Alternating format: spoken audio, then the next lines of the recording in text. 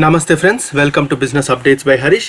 ఈ రోజు క్లాస్లో మనం మాట్లాడుకుందాం. మనం ఇప్పటిదాకా యావరేజ్ చూసాం, సమ్ చూసాం, అదేవిధంగా పర్సెంటేజ్ ఏ విధంగా తీయాలి చూసాం.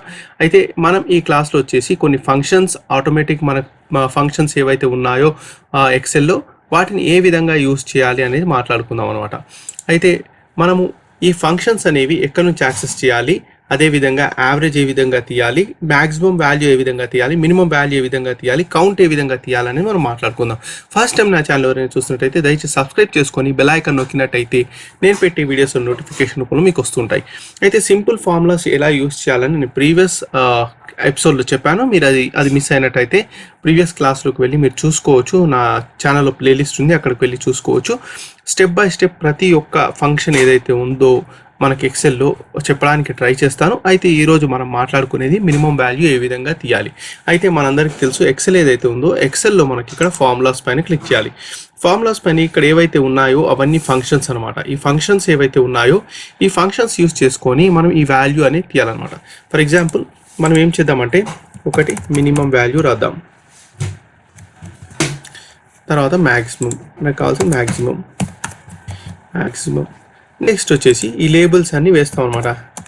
యావరేజ్, తర్వాత కావాల్సింది మనకు కౌంట్. అయితే ఈ వాల్యూస్ ఏ విధంగా తీయాలి, ఇది చాలా ఇంపార్టెంట్. మనకి ఎప్పుడైనా సరే ఎక్సెల్లో క్యాలిక్యులేషన్ చేసేటప్పుడు ఈ వాల్యూస్ ఎలా తీయాలి అనేది మనకు రావాలన్నమాట. ఇది చాలా ఇంపార్టెంట్, అందుకని మీకు ఇది ప్రాక్టికల్గా చూపిస్తాను. మనం ఇవన్నీ వేసేసుకున్నాం. మీరు సమ్ ఏ విధంగా చేయాలి ప్రాక్టీస్ చేశారు, టోటల్స్ ఏ విధంగా చేయాలి ప్రాక్టీస్ చేశారు, అదేవిధంగా పర్సెంటేజ్ ఏ విధంగా తీయాలి కూడా మీరు ప్రాక్టీస్ చేశారు. ఓకే, అయితే మనం ఇప్పుడు చూసుకోవాల్సింది మినిమం, మ్యాక్సిమం ఏ విధంగా తీయాలని చూద్దాం.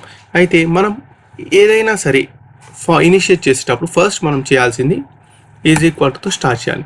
ఈజ్ ఈక్వల్ టుతో స్టార్ట్ చేసి మనం ఏం చేయాలంటే మనకి ఇప్పుడు ఏం కావాలి, మినిమం వాల్యూ కావాలి. మినిమం వాల్యూ అనేది మ్యాక్స్ ఫంక్షన్ మనకి ఎక్కడ దొరుకుతుంది, అది సెర్చ్ చేసుకోండి. ఇక్కడ మినిమం వాల్యూ ఇక్కడ ఉందా చూడండి.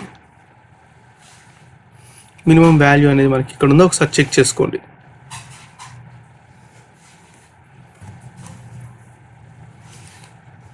నెక్స్ట్ వచ్చేసి మోర్ ఫంక్షన్, స్టాటిస్టికల్. అయితే మనకు మ్యాథ్స్లో లేదు. ఎందుకు లేదు, మనం మ్యాథ్స్లో సెర్చ్ చేసాం, ఎందుకు లేదు, అది మ్యాథ్స్ ఫంక్షనే కదా, ఎందుకు లేదు, మనకు అది స్టాటిస్టికల్ ఫంక్షన్లో ఉంటుంది. ఎందుకంటే మనం స్టాటిస్టిక్స్ కొలుస్తున్నాం అనమాట. అది మినిమమా మ్యాక్సిమమా ఏంటి అనేది మనం చూస్తున్నాం, కాబట్టి మనం స్టాటిస్టికల్లో వెతకాలి. మోర్ ఫంక్షన్, స్టాటిస్టికల్, సెర్చ్ చేయండి. మినిమం ఎక్కడ ఉంది, మినిమం వాల్యూ వచ్చేసింది. మినిమం మనకు ఒక సజెషన్ ఇచ్చింది అనమాట మనకు ఎక్సెల్ అనేది. B4 నుంచి B12 దాకా మీరు మినిమం వాల్యూ చూడాలనుకుంటున్నారా? అయితే మనకి ఇక్కడ మైక్రోసాఫ్ట్ ఎక్సెల్ ఒక సజెషన్ ఇచ్చింది. మనకు B4 నుంచి B12 దాకా ఉన్న వాల్యూస్ ఏవైతే ఉన్నాయో దాని యొక్క మీరు మినిమం వాల్యూ చూడాలనుకుంటున్నారా అని క్వశ్చన్ అడిగింది. కానీ మనకు కావాల్సింది అది కాదు. మనకు కావాల్సింది దీంట్లో ఏదైతే ఉందో దీంట్లో ఉన్న మనకు మినిమం వాల్యూ కావాలి. కాబట్టి మనం ఇది సెలెక్ట్ చేసుకుంటాం. జస్ట్ మౌస్ క్లిక్ చేసి డ్రాగ్ అండ్ డ్రాప్ చేయండి. డ్రాగ్ అండ్ డ్రాప్ చేసి B4 నుంచి B10 దాకా ఉన్న వాల్యూస్ కావాలన్నమాట. కాబట్టి ఓకే పైన క్లిక్ చేయండి. 1500 వచ్చేసింది. Maximum value, same maximum value కూడా ఇంతే. ఏ విధంగా తీయాలి, సేమ్ మళ్ళీ మోర్ ఫంక్షన్స్కి వెళ్ళండి. ఇక్కడ స్టాటిస్టికల్ ఉంటుంది. స్టాటిస్టికల్లో వచ్చేసి సెర్చ్ చేయండి. మ్యాక్సిమం ఫంక్షన్ ఎక్కడ ఉంది, మ్యాక్స్, సెర్చ్ చేసుకోండి.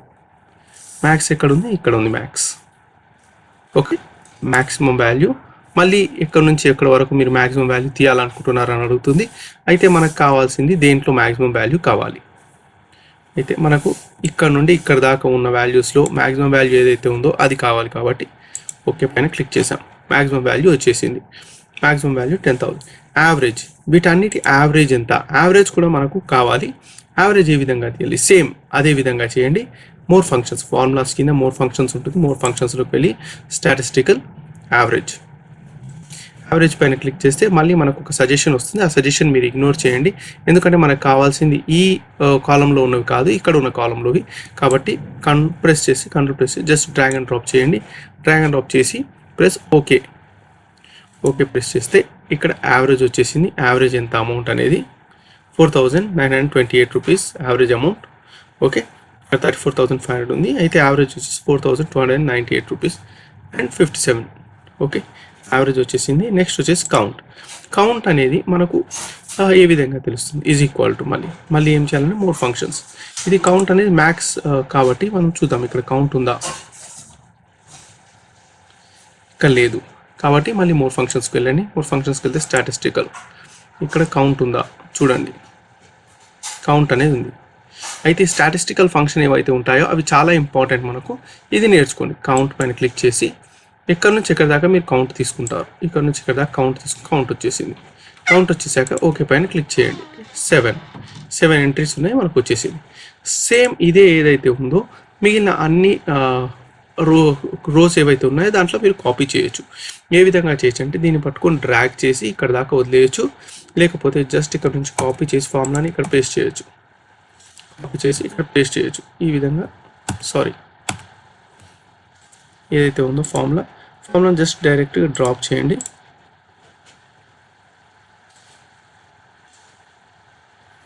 ఈ విధంగా ఫార్ములాను ట్రాక్ చేస్తే మీకు మినిమం వాల్యూ మ్యాక్సిమం వాల్యూ వచ్చేసింది. అదేవిధంగా ఇక్కడ నుంచి జస్ట్ డ్రాగ్ చేస్తే మీకు అమౌంట్ అనేది వచ్చేసింది. చూడండి ఏది మినిమము ఏది మ్యాక్సిమం మీకు క్లియర్గా ఇక్కడ చూపించేస్తుంది. నెక్స్ట్ వచ్చేసి యావరేజ్ చూద్దాం.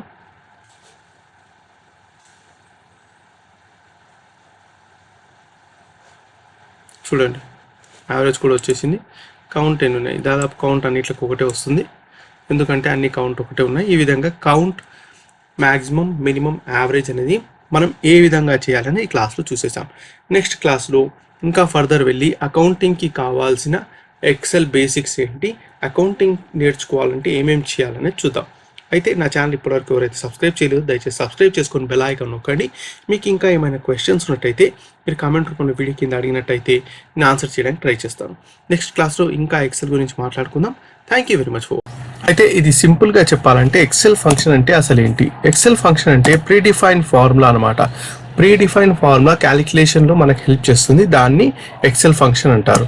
అయితే ఫర్ ఎగ్జాంపుల్ మనం ఈజ్ ఈక్వల్ టుతో ఏ ఫంక్షన్ అయినా సరే ఈజ్ ఈక్వల్ టుతో స్టార్ట్ అవుతుంది. అయితే మనం ఇక్కడ సమ్ ఫంక్షన్ యూజ్ చేస్తున్నాం.